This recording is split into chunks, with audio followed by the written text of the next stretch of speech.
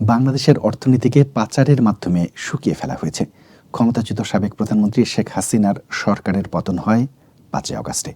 এর আগে ১৫ বছরে দেশের আর্থিক খাত থেকে প্রায় $১,৭০০ কোটি পাচার হয়েছে।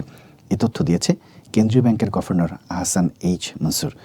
অন্য অর্থনীতিবিদরা মনে করেন, শেখ হাসিনা দেশ ছেড়ে পালানোর আগে তার শাসনকালে যে পরিমাণ অর্থ লুট হয়েছে তার প্রকৃত মূল্য $৩,০০০ কোটি। তবে প্রকৃতপক্ষে কি পরিমাণ অর্থ পাচার হয়েছে তা নিশ্চিত করে কেউ বলতে পারছে না। বাংলাদেশ ব্যাংকের গভর্নর আহসান এইচ মনসুরের সাক্ষাৎকার ভিত্তিক একটি প্রতিবেদন বুধবার অনলাইন সংস্করণে প্রকাশ করেছে যুক্তরাষ্ট্রের প্রভাবশালী পত্রিকা the new York Times. How A countries economy was Swift dry শীর্ষক দীর্ঘ প্রতিবেদনে বলা হয়েছে, গভর্নর মনসুর বলেছেন, আর্থিক স্কিম বিষয়ক একটি ওয়েব ব্যবহার করে সরকারের ভেতরকার হোতারা এবং দেশের সবচেয়ে বড় কিছু কোম্পানি এই অর্থ তুলে নিয়েছে। এটাই ইতিহাসে সবচেয়ে বড় ব্যাংক ডাকাতি। এর মধ্য দিয়ে তারা বাংলাদেশের অর্থনীতিতে অপূরণীয় ক্ষতি করেছে।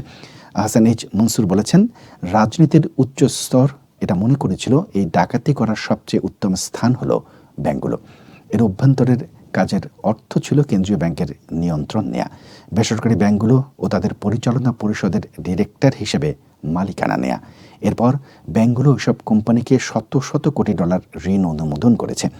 এর মধ্যে কিছু আছে কাল্পনিক। এই ঋণ কখনো ফেরত পাওয়া যাবে না। এই অর্থের বেশিরভাগই তারপর দেশের বাইরে বেআইনিভাবে স্থানান্তর করা হয়েছে।